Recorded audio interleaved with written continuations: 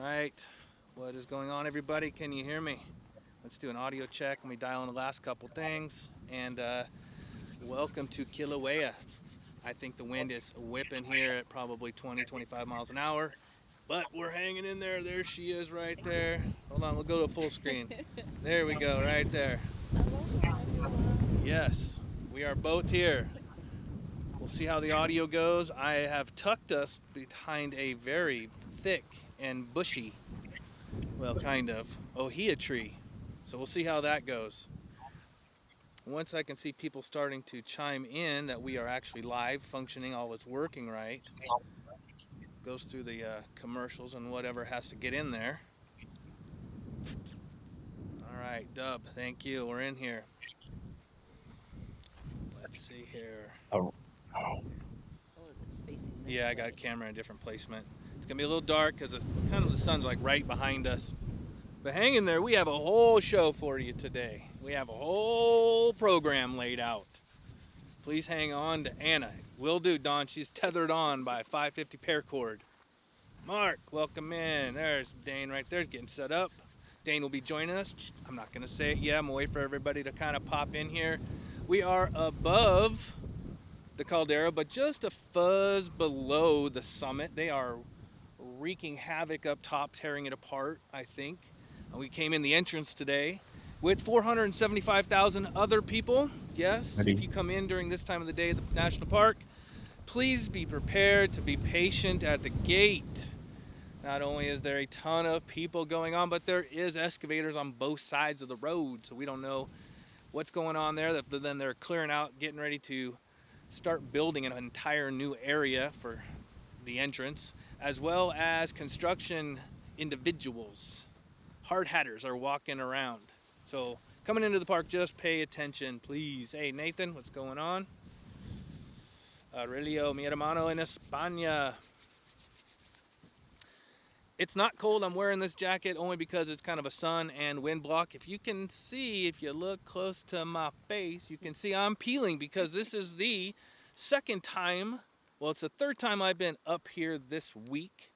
The first time was Mauna Ulu hike for 7 hours around it, up on top, fried my face. But the day before I was down Fisher 8 and just cooking. I'm like a rotisserie chicken by the time I get done on some of those hikes. And yes, I wore sunblock, yes, but when you're out there for 7 hours, man, that just gets you good. Chuck, back from Zion, maybe? Back from Zion? I don't know. Well, as you guys are checking in, I see Dane's got the thumbs up to let's go. We do have DANE DuPont in the background with Hawaii Tracker, Hawaii Volcanoes Education and Resilience Institute. Dane and I work together on a lot of projects with HVERI, and today is one of them for our donation drive. Yes, we are 1 week left for our fundraiser that's going on. I might have, I'll get Dane on here in a second, and that way I can run the controls and throw up the graphics, because usually I'm a one-man studio. Today I'm a two-man, one-woman, so it kind of helps a little bit. Let me get Dane on here. Let's see if Dane's audio's working. There we go, Dane. Let's see. Yeah, test. There we go. There he is. Ladies and gentlemen, I'd like to welcome Mr. Dane DuPont. What's happening, How you doing? Dane? How's everybody in the stream? Welcome, welcome. Yeah, nice day up there. Looks a little breezy, huh? Oh, it's so windy. It's blowing my Glad we didn't do this out. a little earlier. I need to wear regular headphones. Woo! Yeah. So everybody, thanks for coming. Today is a special live stream. We are in the midst of our donation drive, and really we wanted to do something a little special and try and help bring everybody up to speed on what we're actually working on. We have a bunch of different things that we've kickstarted this year and may have been working on previously, but this year is really the year that things get going. So we appreciate you guys tuning in, and we'll have some overviews of the different stuff that we have going on, as well as these looks into the caldera. We don't expect anything to be happening up there. We just did our update last night. All is quiet. We do expect it to return at some point, but probably not that soon. That Southwest Rift Zone intrusion that happened a couple months back, that really created a lot of extra space underground, and it's still filling underneath the ground. But we're not here for volcano update today. We're here to talk more about what the organization does and a little bit extra stuff as well. So yeah, let's go ahead and Let me just jump in get there, into Dane. it, huh? As we get going, I'm going to interrupt Dane, and maybe Dane will do it for me too as we see it. I saw £5 from the UK came in towards the donation drive, so thank you very much. That's over on Facebook. Throw some fireworks up for that. Thank you very much. It says anonymous. I can't see the name. Maybe you can, Dane. But thank you very Nope, says much. anonymous for me. Yeah, appreciate it there. Yeah. Lost a Dane. I lost Dane. Dane. He might have to jump back in. Well, typical up here. Service is going to bounce in and out. So you get me while I wait for Dane. So let's, I'll keep an eye on the screen there. I don't want to listen to myself talk. Let me click over to this screen. I saw $20 came in from Dennis. Thank you very much. Here's the overlay on where we're at for $24.25. That would be $24.30, $24.50. So thank you very much. Those have donated while we wait for Dane. Hopefully I don't need to send him another link to get in here, but I can. But until then, enjoy the beautiful vistas, or vista. I'll zoom in a little bit. You got to check out the sulfur field down there. It's funny how it bumped Dane off, but I'm going to send him another invite. Oh, that's why. There we go. There you are, Dane. Hold on. I got you back.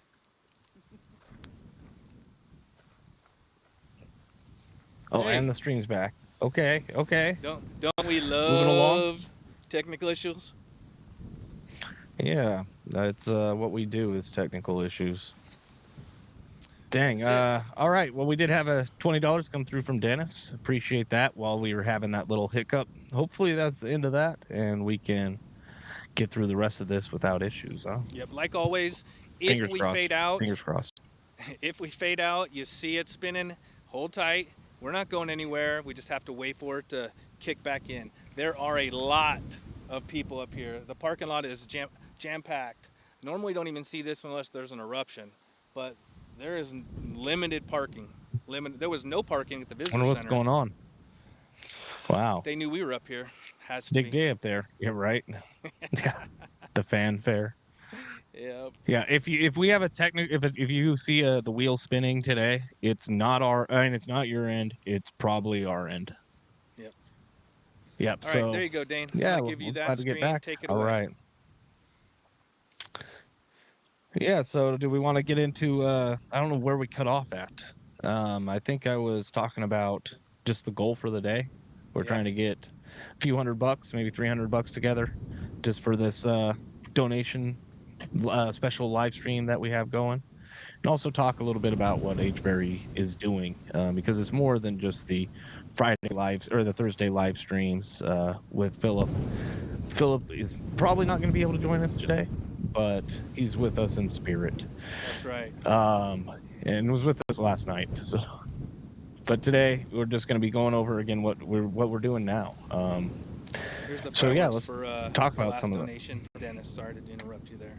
Oh, there you oh go. boy, important stuff. It is. Yeah, I got to make sure to get that in. All right, so what do we want to start with? Do we want to go back and start with the beginning, or do we want to start with programs? Yeah. Let's start where it started. All right, so the origins of HVerry really starts back with Hawaii Tracker. Hawaii Tracker was founded by Ryan Finley back in 2014 for the Pu'o eruption that leaked through a crack over the poly and towards the town of Pahoa. It was a very long, slow eruption that got pretty close to the town, very close to the town, but ultimately ended up retreating. But then the group stayed on as a Facebook group until 2018, at which point the ground started rumbling, Pu'o collapsed, and we started to get cracks forming in Lower Leilani Estates on the different roadways, and these cracks were mapped by Kaikamarzo, and then Brian and some other guys also looked at them, and there was a very obvious thing that stood out when you looked at the cracks is these are all in a line. And that line happened to be where the fissures would pop out a few days later. So we ended up working throughout that eruption. I jumped on in about day 2 or 3 of the eruption into Hawaii Tracker because I was on the mainland at the time and there wasn't good information coming out. And the bits that I had caught were, I got the worst taste in my mouth immediately because my parents lost their home to the lava, the second home to be lost, and there was 2 houses on the property. And the government, the civil defense, told them that both houses were lost. I had helicopter footage showing that one house was lost, one was still standing. Told civil defense. Civil defense the next day still says that that house is destroyed. And Dane, at hold on that a point, I was second. like, I all got a right. $75 donation that came in from Mark Hardman. Says donated through our hvari.org/donate on our webpage. Thank you very much, Mark. Appreciate that. I'm All gonna send you right. up some fireworks. There you go. Thanks, Mark, for the $75 Well, donation. Hey, let me throw something in on what you're talking about. You're bringing up the 2018 mm, eruption, and most of you all that watch the Thursday program, you see the intro. That intro was filmed during that eruption. So all the highlights there from there, the people, the community doing things together, all the lava shots, that is all from 2018, just in case you were always wondering what that was. All right, Dane, there you go. and it was filmed by Facebook too. That's the other thing is Facebook paid for that entire production and produced all of it. That I think they spent over 100,000. I mean, I was told they spent like $30,000 on just the sound quality in it, which That's is incredible. crazy now, 5 years later, because now like the AI that I use for free is stronger than probably what they were doing back then, just 5 years ago. But that's besides the point. So yeah, 2018 popped off, and civil defense, it was an issue that at 2 they had lost count in terms of homes lost. After 2 homes, they already had lost count, and it never really regained. So that at one point in the eruption, there was just one street in Leilani Estates that had about 35 homes lost on it, and civil defense was saying that only 40 homes at that time had been lost total during the entire eruption. And it was just obvious to anybody in the area that that was blatantly untrue. But it wasn't like they were, trying to distort the truth. They just unable to keep up, right? And this was still in the beginning phases of the eruption. So we jumped in hard and on that eruption. The one thing that I led in that was something called the Homes Loss Map, and that was a aggregation of different GIS layers that exist out there already. So USGS made a lava flow layer, took that. The Real Property Tax Department has a TMK layer of all the different lots that exist and also tax information about those properties. So you could look at it and say, see if the property is taxed as a home. And there was a lot of debate on at the time is what is a home. We have permitted homes, we have unpermitted homes, we have unpermitted structures, and then we have just like the van down by the river and everything in between. What is a home? Is it anything, any dwelling that anybody has spent any amount of time in? Or is it, where do you draw the line? The line I drew was if it gets taxed as a home, then it's a home. If the government's taking money from it as if there's a house on that property, then that's a home. And that's all you gotta, that was my thing. And then we took that, we ended up putting out our numbers. It was hundreds more than the government was reporting at the time, and they slowly started to catch up, but it was a painful catch up. And instead they just took our map, the DOD and the Hawaii Emergency Management Agency took our map and used it in the FEMA request for individual assistance that was sent to the president's desk. And that was quite shocking because they didn't ask permission or even let us know they were going to do this. One day, the thing just gets released publicly, and we started seeing our map all over the press. But it doesn't say that it's our map, it says that it's the government's map now. So that was kind of just the start of getting thrown into this whole thing. And That's a since then, that's a we've gut wrencher, really isn't it? been When continuing you see on. your work just out there like that. It was funny because the first person I saw put it out was a journalist that's a friend. So I sent him a message like, "Yo, what's going on? Like, that's our map. You know that, right?" He's like, no, I didn't know that, but I got it from the governor's office. I'm like, the governor gave you this map? Yeah, he gave me this map. All right, I'm gonna call his press secretary. Call the press secretary. Well, yeah, you gave out my map. Yeah, it's the Hawaii Tracker Homes Lost map. It's right here. We've been leading the whole thing on it. She goes, oh, I didn't take your map. The DOD gave me this. Oh my goodness. It's like the Department of Defense. How deep does this rabbit hole go? Like, who gave Department of Defense this map? Finally, Tom Travis he was the head of the Emergency Management Agency at the time, just told me what really happened. He's like, I don't know at what point we found your map, but we really liked it, and then it just kind of mixed into all of the work that we were doing already, and we kind of forgot where it came from by the end, essentially. Like, we were just, they were just going, and that was something they're like, yeah, this is good, use it, and then they forgot that it was not theirs. So yeah, I got a letter of recognition. That was 2018. Right? We're just gonna forget about it. Yeah. Right. There was all kinds of stuff going on during that eruption that we were involved in. The big thing was that you realize the limitations of government in a lot of ways.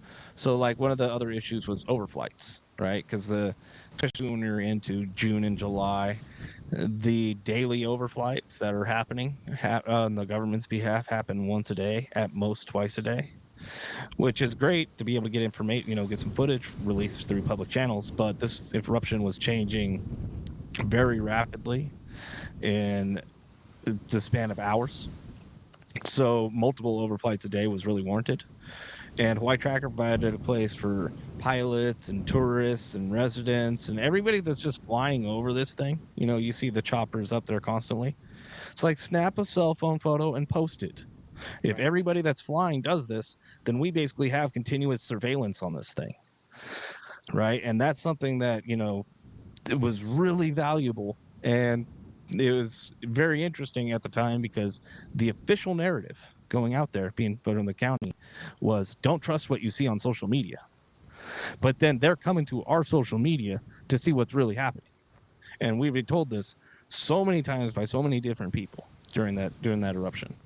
Like, oh yeah, definitely we were watching what you guys were doing on the back end.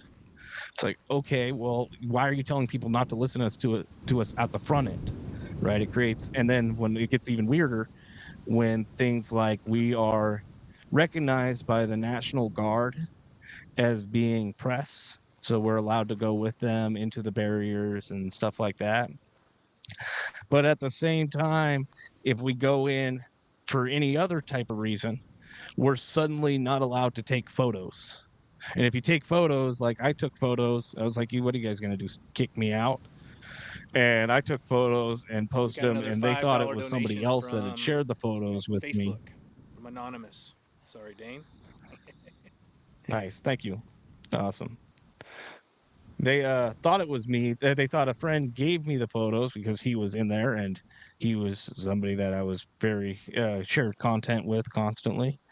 And they kicked him out because they didn't know I was actually the one in there. But it was like, we're really doing this. It's illegal to take photographs of the lava.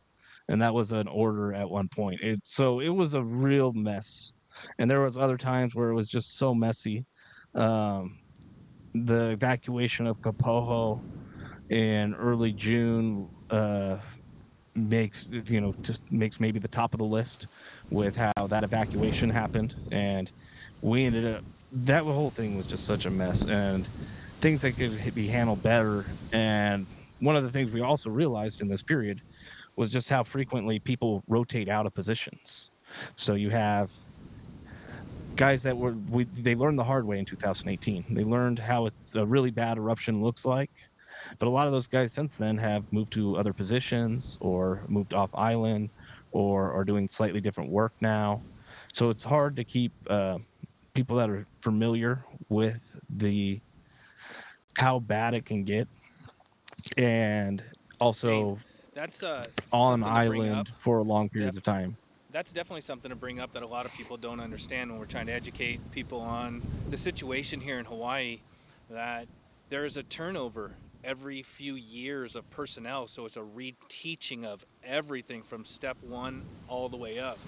And it feels like every disaster, every emergency situation, we almost have to we've hit the reset button again. That is the groundwork and the purpose behind most of what we're doing here at H-Very is trying to build up a plan that everybody can follow, stick with, and understand, and it moves through with the migration and the evolution of all the other departments that are out there. Sound about right? Yeah, definitely. That and it affects different agencies in different ways. Some agencies maybe get it a little bit less, but the one that tops my mind in terms of get it the worst is Puakaloa training area. The leadership there rotates, I believe, every 2 years. So we just had Lieutenant Colonel Cohen up there during the 2022 Mauna Loa eruption. He now knows how to handle eruption in Hawaii in charge of Puakaloa training area. But guess who is no longer the base command of Puakaloa training area? Right? They have a new one, and we haven't even talked to the guy yet, right? And or I have no idea what kinds of education or background, familiarity, anything. So it's like that every time. Right now, maybe we don't expect Mauna Loa to erupt in the next 2 years, right? But that re-education has to be constant because we have people coming in and leaving the island all the time. So that's part of the education campaign there.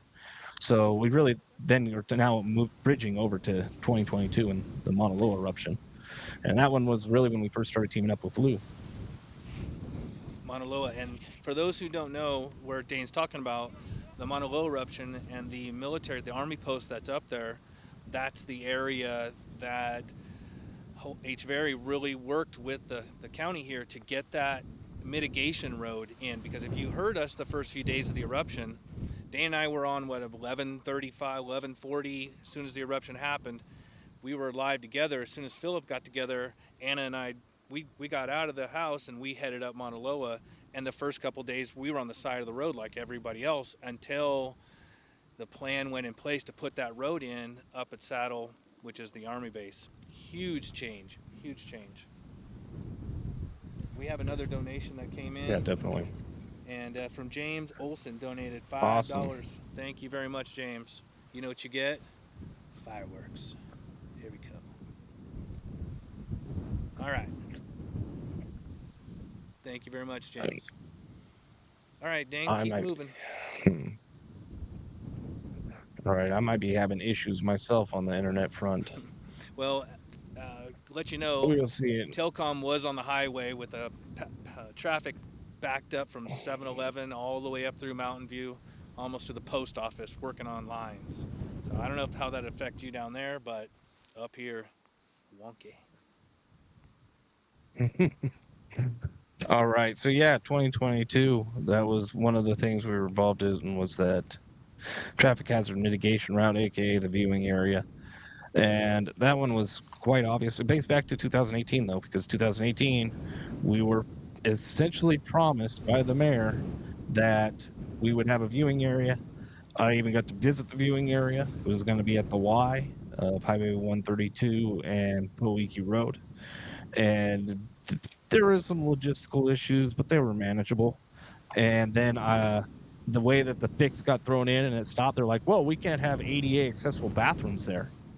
It's like you want ADA accessible bathrooms at a lava viewing area near the front. What? Like, can't we have those back at the jump off point or something? And it was like, nope, we have to have them there. I was like, all right, what? Well, you guys don't want the viewing area, is what I'm hearing. Somebody doesn't want it. So we got to 2022, and the big concern is when we get into the eruption is to see major drop-offs in tourism because then it affects the entire island economy and can range in the hundreds of millions of dollars in lost revenue, right? Just on an eruption that happens anywhere outside of maybe the caldera. So any scary eruptions like 2018 or Mauna Loa. So it was trying to encourage people to come see the lava. And it's like, where are they going to go see the lava? If they stop on the side of Saddle Road, one of the best places to view, they're going to get a ticket by the HPD. So that doesn't work. Where are they supposed to view it? Right. So it created the conversation of we need a place for these guys to come and actually see the lava. And by the end of it, I think something like 20,000 cars went through it. I know you probably made up at least 5% of that yourself by going through it about 50,000 times, but there were some nights that or mornings, because we get up there about 11:30 at night, 12 o'clock at night, and we would just drive through 2 times, 3 times, looking for a spot away from everybody. Maybe we were looking for a different angle for the live stream, um, helping somebody because they were lost, didn't know how to park. There was a confusion in parking. If I would change one thing from up there, it would be how people parked, because and with being so diverse, meaning locals and tourists mixed together, there's a confusion. Do you park parallel to the road or do you park diagonally at a 45? So some structure would have helped, because we did see some turmoil with that. Backing out was difficult sometimes when there was a lot of people, especially that 4 o'clock, 5 o'clock in the morning time or the 11 o'clock at night. Parking was tricky.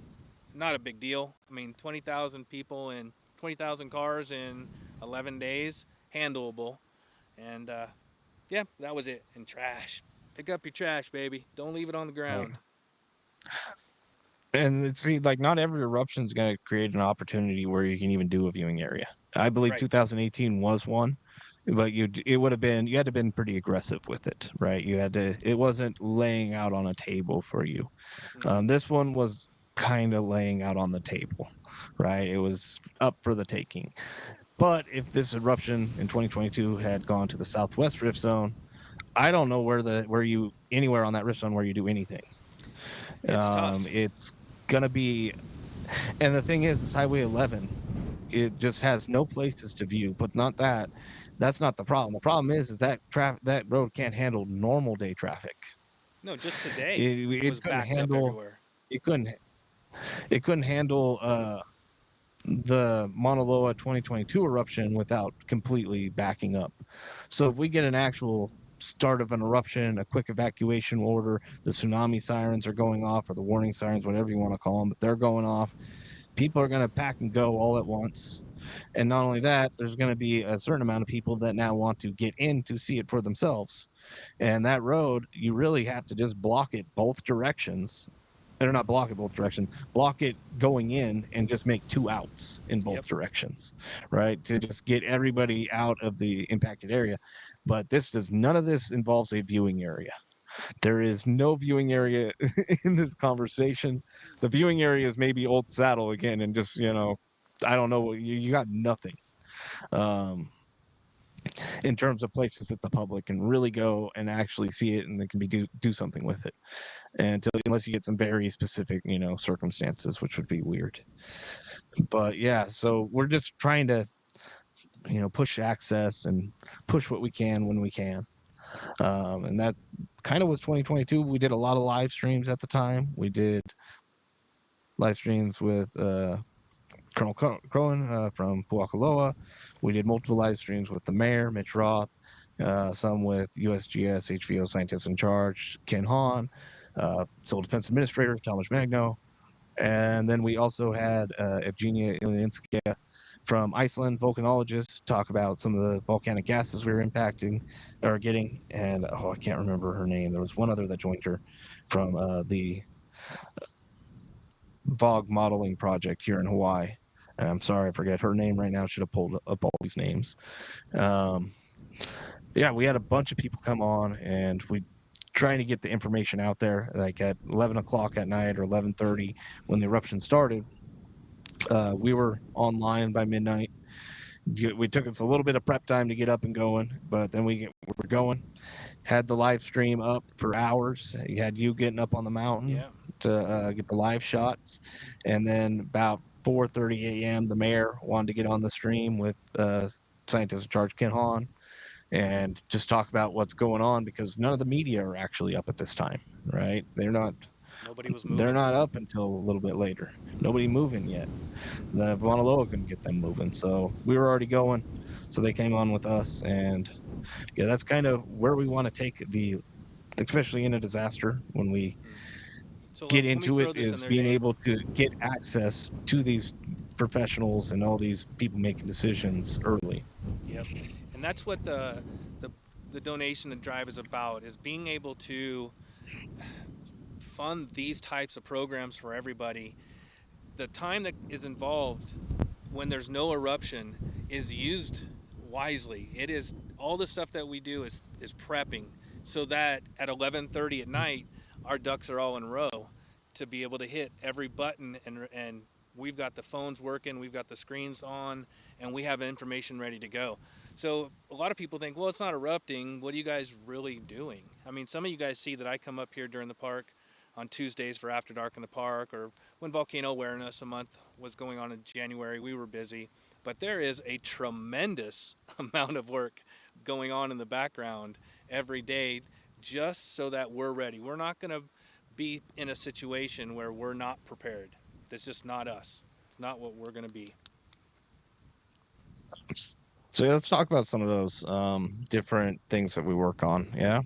Yeah. Because we got a few different things maybe people aren't familiar with. We'll start it out with, I'll talk about digital resilience hubs maybe. That's a good one because not a lot of people know what a digital resilience hub is. Right. Resilience hubs have been around for a little while, probably a decade. The concept has been around. It was adopted in 2018, the concept, by the Puhonua, also known as the hub. And that created a physical location where people could gather, exchange information, get supplies, get food, and also be able to just talk with other people going through what they're going through and collaborate on evacuations. That was a staging area for trucks, and uh, eventually T-Mobile came and put a cell phone tower. But thing that happened with Puhonua is it was all ad hoc. It was all on the fly. We have to do it, and we need it done yesterday. Every single time, right? The entire eruption, it was like that. So they're always, scrambling to make it happen. But the concept was great, and they put in, a tremendous amount of work and were very effective. But that brings up the question of what happened. What would happen if we, instead of having to bulldoze the site during the eruption and erect an area that's suitable out of grassland? What if we had a facility already, and what if we fortified the facility with communication equipment such that it's a communication strong point instead of a weak point? And we also had nonprofit status already established at this facility with a governing body that coordinates with other resilience hubs, and that kind of became the Vibrant Hawaii Resilience Network. Now, maybe we start with that as the Vibrant Hawaii collaboration and working with them to figure out what is this Resilience Hub network doing. So we've been involved with the planning process and formulation of how does this actually work? What does the exchange between the emergency operations centers and the community even look like? Because it's a big thing for people to be like, we want to hear from it. We want to talk to the emergency managers. We want to have them communicate with the community. It's like, okay, well, to do that is difficult, especially in a disaster when they have no time at all. And we don't have time, and everybody's scrambling. And that's really when we get into it. It's like the old Mike Tyson line, right? Everybody has a plan until they get punched in the face. Right. Our plan is to expect to get punched in the face and then have to adjust immediately because we've been there before. And we just, all the blue sky stuff that we do is prepping for what's to come. But back to the digital resilience hub. So we now talked about the physical resilience hubs, the ones that are actually on the ground as points for within the community distributed around the island. So the idea of digital resilience hubs basically takes Hawaii Tracker as the model, especially during 2018 and 2022, and says, what if we went to the biggest groups that exist that focus on Hawaii Island, that talk explicitly about Hawaii Island? What if we go to them and we train the moderation staff, and they have to buy into the idea, right? We can't force this on anybody, but like if this interests them and they want to get involved and start trying to really make a difference in these disaster scenarios, then we get them some training, we get them on boarded so that we're all working in the same field essentially. And then we can begin to gather information from the community. The idea being we want a two-way street of communication between the community and emergency managers. When we looked at Maui, and this we knew this before Maui, but Maui just highlighted it even more, is that you can get stuff posted on the internet, videos, photos of what's actually happening on the ground, and the emergency operation center be completely unaware that it exists or that a situation like that exists for multiple hours. Right. So people online are like, oh my God, look at this thing happening. And back at the emergency operations center, they have no idea. They have not heard about this. So we need to that, right? We should have that Maui situation where Lahaina is burning down and the emergency managers are unaware and making poor judgment calls like blocking traffic to make it more difficult for people to get out. It's not intentional, it's a mistake, but it's a lack of communication. They're like, oh yeah, well, all the communication equipment and the power went down. Yes, this happens almost every disaster that's natural and of any consequence. Power's out, cell phones out. You need infrastructure in place, communication infrastructure ready for that situation. Nowadays it's easy. Nowadays we have Starlink, right? But a little while ago it was ham radio would be your main stay reliable communication channel. Now we're not doing a one or the other. We're just saying, yeah, get both, right?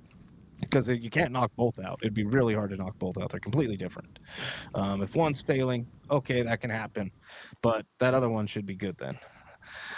And that's kind of the idea, is just to have all these people online and then to be able to have these feelers out in the community. To have the philosophy is go to the watering hole, right? Don't try and create some platform like, hey guys, come here for your information. No, go where they already go and then put the information there, right? Because then more people see it. And if we're really trying to get the information out there, that's got to be the better strat than to just post it onto some social media page like maybe Civil Defenses that has, say, 30,000 viewers on it, or 30 to 40. That's not that big. There's much bigger groups out there that have much better reach and more active engagement. They're probably higher in the algorithm in terms of visibility and recommendations, things along those lines. So really, it's just nobody's really dove into how to use social media and the internet in a natural disaster to make things better. We've seen how it can make things worse, and everybody's so quick to jump to that. But again, to me, social media is a sword, and it has two sharp ends to it, and it cuts both ways. So if you're just looking at one way that it cuts, yeah, you're going to get a skewed view on it, and you're going to be like, social media bad, stay away, it's scary. But that comes from a lack of understanding and a lack of ability to work within a nuanced view of how social media and the internet actually works and how it can work. And it's not theoretical. That's the thing, is we already did this. We already did this 2018. Hawaii Tracker was put in a study done by the USGS, in which case they they went around and surveyed members of the community to figure out how they felt each agency and organization performed during the eruption. And traditional media was involved, civil defense was involved, random internet groups that you can think of were involved, and USGS themselves were involved in this study. And two entities emerged leading in all categories. It was USGS themselves and Hawaii Tracker. And it was such a disparity that they had to compare USGS to Hawaii Tracker directly, right? It's just like, how good are these two comparatively? And Hawaii Tracker outperformed USGS in every measurable metric in their own study. And then we saw the study, and it said our name in it, and it said all this stuff. It said our name countless times in it. And then when they released it, our names were taken out, and they said we can't put you guys in here because that would be considered an endorsement. It's like, wow, when the truth is an endorsement, ain't that a ain't that a problem? Just kind of wrenches Right? the stomach But again, doesn't it? that was the one that got me. The one that got Phil in that study was, they said also in that same paper, USGS was like, yeah, We were because this guy says we were at the hub the entire time. That means we were at the hub the entire time. It's like, no, Phil was at the hub the entire time. That dude thought Phil was USGS. That's what happened. Oh, good. You guys have the records. You guys have all the records. You're USGS. You have your own records. You know where your people were. You know they weren't at the hub. To say that you were at the hub because some guy said you were is crazy type of thing. How is that academia right now? But that's published. We haven't gotten it retracted yet. We haven't had time to really try. That's part of the problem is people print crazy stuff. Well, they're if they get pressed, they have to type of thing. It's just we haven't had time to press them on it. If you're just That one joining in us, I'm gonna particular. jump in That here point real in quick, particular. Dane. If you're just now joining us, Yeah. we are Lou and Dane. Sorry, I see you smiling there. I got to jump in every once in a while. Remind everybody while we're here, we are here for our donation drive for HVERI Hawaii Volcano Education and Resilience Institute. We are trying to raise money to support the program that Dane has talking about. We're going through all the different programs offered, or not really offered, but provided by HVERI. Sorry, I've got wind, so I'm holding the tripod down with one hand and making sure things are working. So if you can see the link up top there, hveri.org/donate. Help us out. Throw a buck. Every little nickel helps. We really appreciate it. If you already donated, thank you very much for your support. We really appreciate it. If at the very least, hit the thumbs up, grab the links, share it out, blast it on Facebook. Do what you got to do there. So thank you very much. All right, Dane. Yeah. So that's kind of the digital resilience hubs, and we're getting those going and starting with some groups that we know and trying to get maybe a half dozen trained in the next year, and then do some simulations with civil defense where we actually go through different scenarios and get these guys trained up with, some simulated data sets, some simulated feeds of information, just so when a natural disaster actually hits, we're not thrown into it where nobody has any experience or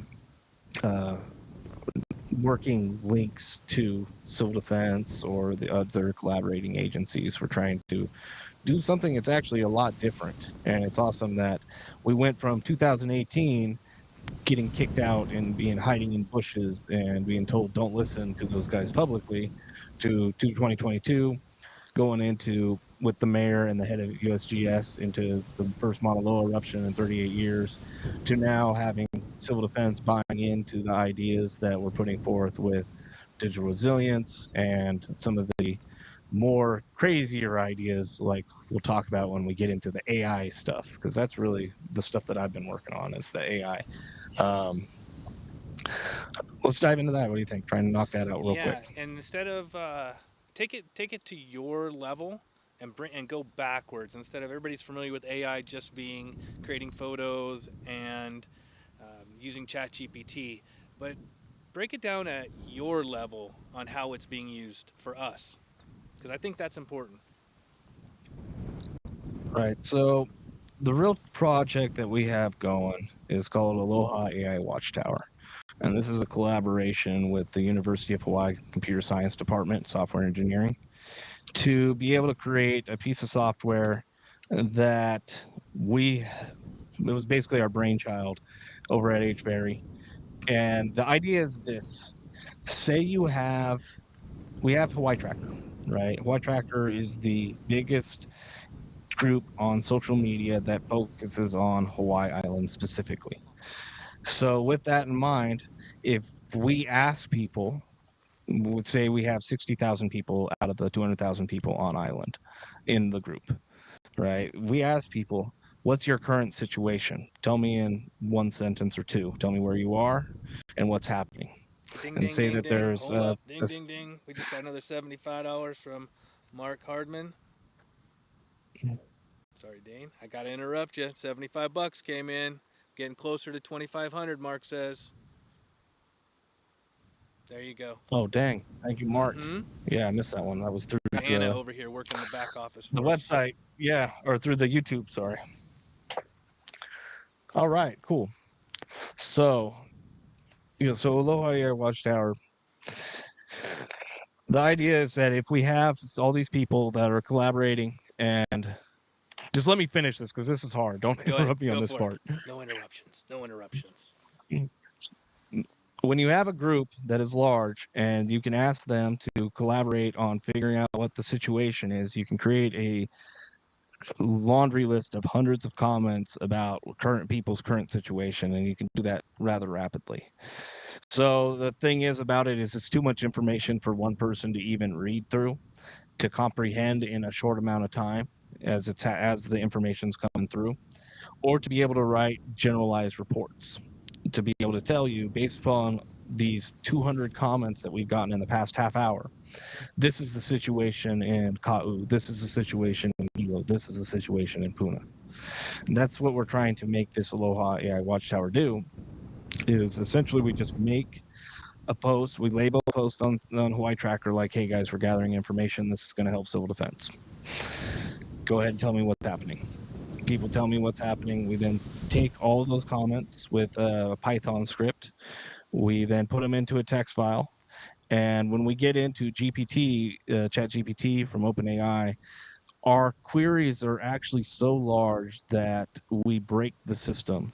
So what we have to do then is to use LangChain to segment the query into parts, and then we query GPT as fast as we can. We even have to put in delays on it because we're moving just too much data between us and the server using the GPT API, that we have to introduce handcuffs and tell the system, play nice with GPT. It doesn't like it when we get all angry with it and start telling it, to do this, to do that, to do this really quickly. So then at the end of it, we take all these comments, we end up formatting it, we then end up passing it into GPT, and then we rebuild a report out of that, out of all this comment data, to be able to structure by district, tell me what's happening everywhere around the island right now. That's what I want to know. Just tell me everything that's happening. Any emerging threats.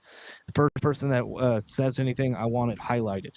I want to see it, and I want it incorporated into reports, right? And not only that, when we start running the system runs it right now. I have it set up to run in every half hour. This is something that we've been working on. Every half hour, the system does a run, right? There's many reasons why we have to do it at that interval, but every half hour it does a run. It gathers all of these information, and then it generates that report. And then within that report, it will also bring out any highlighted comments, anything that's kind of interesting or anything that's out of the ordinary.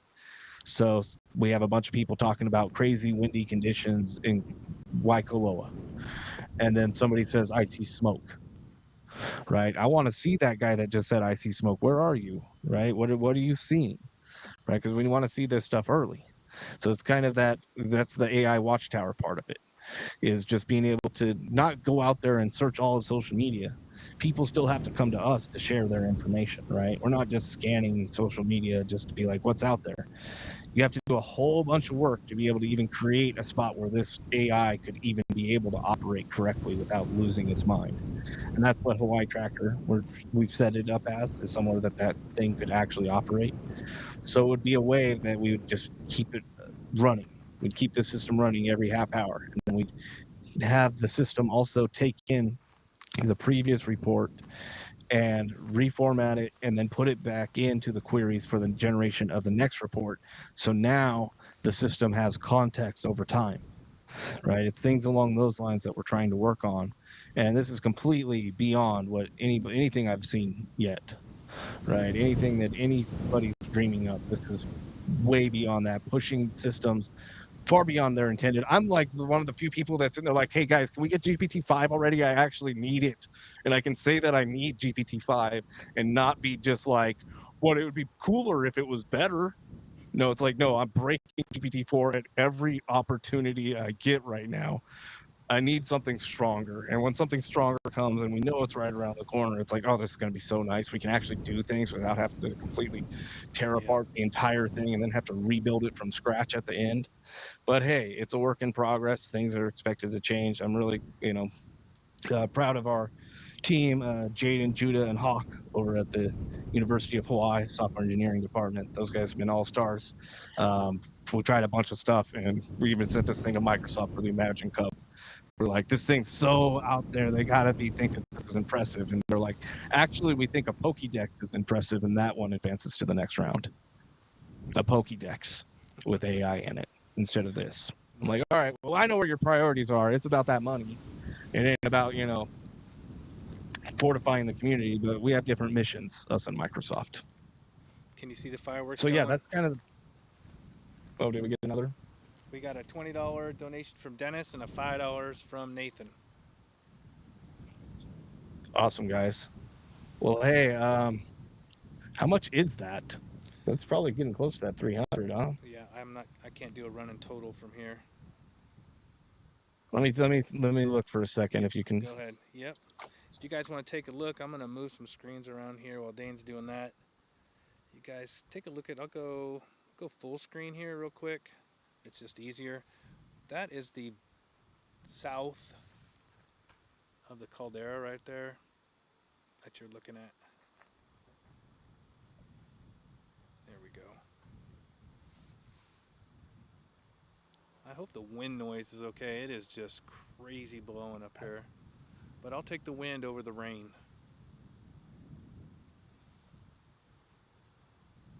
325 or 225, I think we're at. 225. 225, I think is the number.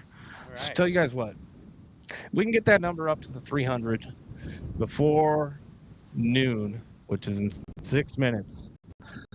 We'll have Luce a little bit, and we'll finish their conversation with just there we go. have a few more things to go over. Yeah, and if you keep throwing money after that, we might convince them to stay longer.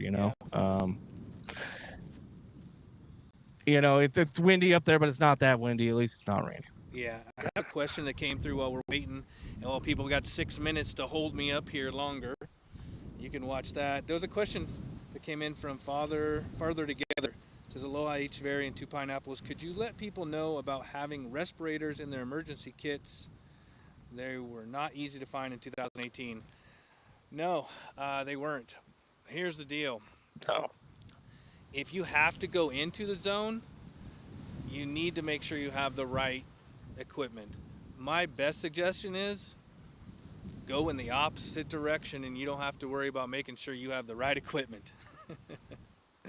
Honestly. Yeah, I get those suggestions. I've heard them a lot, and I'm like, yeah, but there's people that need to go in there.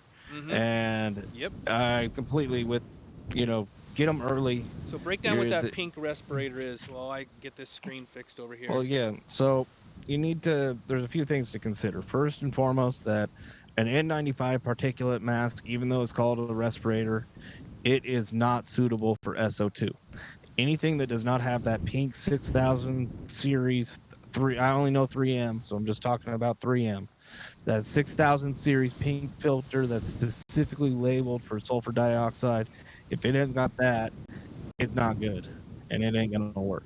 Now, there's two different things you have to worry about, right? You have the SO2, and then you have the particulate matter, right? The tephra and the pallets, all the stuff that's in the air. Then N95 is going to get rid of that particulate matter, no problem at all, but it's not going to get that SO2. And in that case, you're going to want either a full face or a half face respirator, and you're going to want to actually figure out how to put the thing on and seat it correctly too. That's part of being prepared isn't just buying one of these respirators. It's also figuring out how to put it on and get it fitted correctly so it actually seats, right? Because if it's not seated, then what are you doing? But yeah, it gets rough though when you get into eruptions and you don't have that stuff. Then you're like grabbing a t-shirt and dipping it in water and just holding it over your mouth as you run through the SO2. That's not ideal. That's not ideal. Throwing plywood over the crack in the road that's spewing out like 10 ppm of SO2, not ideal, but it's happened. I've seen it. And I'd like, don't do it. But guys, if you're gonna do it, like, guys, get the stuff and get it now. Like us, we don't have our masks with us because obviously we don't have an eruption. But one of these other times we'll have to do. But you got bring them 2 out. full face respirators. You have 2 of them, and I got another like dozen at the house, ready to go, all full face with the right, fittings on that. Big shout outs to I Care Hawaii on those, providing those for us. But the idea is like, yeah, you gotta have preparation on these things. It's like a chainsaw. Just because you own a chainsaw doesn't mean that you know how to use a chainsaw in a safe manner. Just because you have a respirator doesn't know mean you know how to put it on and dive into something like 11 ppm of SO2 and not just find out the hard way that you didn't seat the mask correctly. Yep. Well, the clock is So ticking. yeah, that's We're down to the last 2 minutes. right. 2 minutes to go, guys. Lou gets to go home, and we don't want that. No, you want to keep me up here on the mountain. Yeah. It's a fundraiser, guys. Keep raising Lou's spirits by keeping him up at the summit. But yeah, and then other things we're just wrapping up with is we have an internship program. This is our first intern that we've taken. We hope to bring in more next time and be able to keep our, a lot of people are like, oh, we want to, reach out to the youth. It's like, we do too. But I'm thinking our youth that we really focus on, or at least in my aspect, is the university students. So internships with university students, being the the liaison for software engineering department at computer science consistently. Those are things that we're looking to do to keep interacting with the tech people that are coming up, the young tech people on our island that are, getting into the real world soon, and the job market and the competitiveness of that whole thing. Yeah, and it's good that we have the knowledge and experience to be able to train interns and set them up one on one. It's a lot. It's a lot better than just bringing somebody in that wants to or already knows everything. It's like ground floor. This is the way things are going to operate, and they take off with it. We have an intern doing videos right now. Is that correct, Dane? Yes. Yeah, video editing and also helping us with some design aspects of that whole thing, right? Mm-hmm. Figuring out how we actually want to lay out this stuff and graphic design. And yeah, it's really cool though to have that interface hooked up where we have students coming through and working with us and figuring out what we're doing, and you know, hopefully it develops into further relationships down the road. Yep, absolutely. So Well, the that's the clock thing out here is struck everything is 12. relationships. Yeah. Lou's like, I'm packing up. I'm out of here. You guys didn't pull it. We appreciate everybody that donated today. Every little bit helps. Definitely. Absolutely, very successful. Really appreciate everybody. I'm gonna give everybody something right here. Let's see what I have. I have full page firework. There we go. Get the big blaster. Just so you guys know, Dane absolutely loves all of my special effects. He comments on them all the time. Yeah. They're the. I told Lou, yeah, if you're gonna do the fireworks, at least keep it small.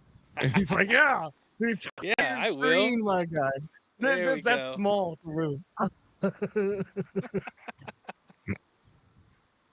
Hey, there All are right, Lou. I times we got to appreciate you work going and up stay there. focused, and there's other times we get to have a little bit of fun and laugh, right? If we don't do that, we'll lose our minds. Oh, it's too funny. Again, thanks everybody Well, for yeah, thanks for donating doing this. throughout this entire Thanks, donation chat. drive. We've been running it since the beginning of March. We have one more week going on. You can donate at hvary.org/donate. You can donate through our 24/7 live stream. It's set up as a fundraiser as well. Both work just fine. Stay tuned. We're going to have some more stuff going on during the week here. We'll be back for our final week next week.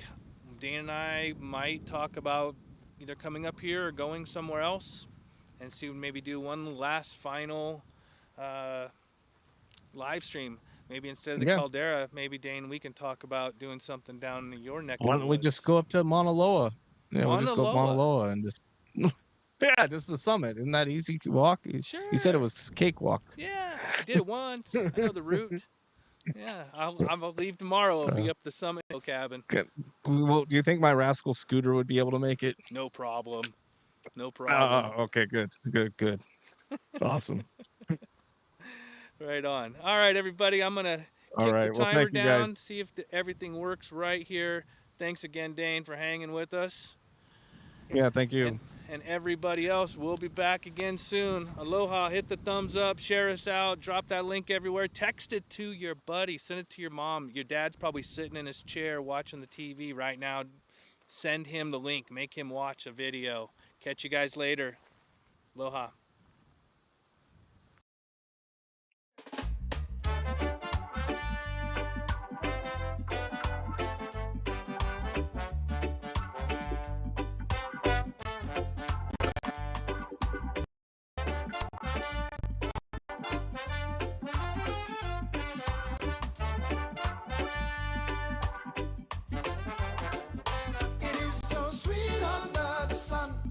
And even if my pocket's empty, I don't really want to go to work. No, no, no. It is so sweet under the sun. I take time, 'cause I don't want to go to work. Got up this morning, look around and see the sun high.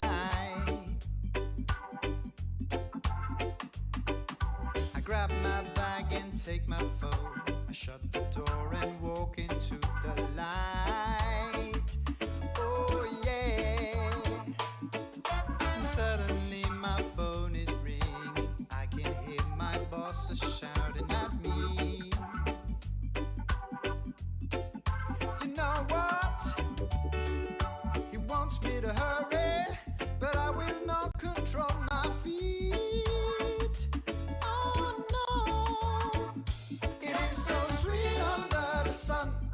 And even if my pocket's empty, I don't really want to go to work. It is so sweet under the sun. I'm gonna take my time, 'cause I don't really want to go to work. Now that I'm hearing all these wonderful songs in my head, singing and dancing, I love it. I'm losing my mind. Oh yeah. My phone is ringing again, again and again. My boss. Hey, you know what I forgot to run?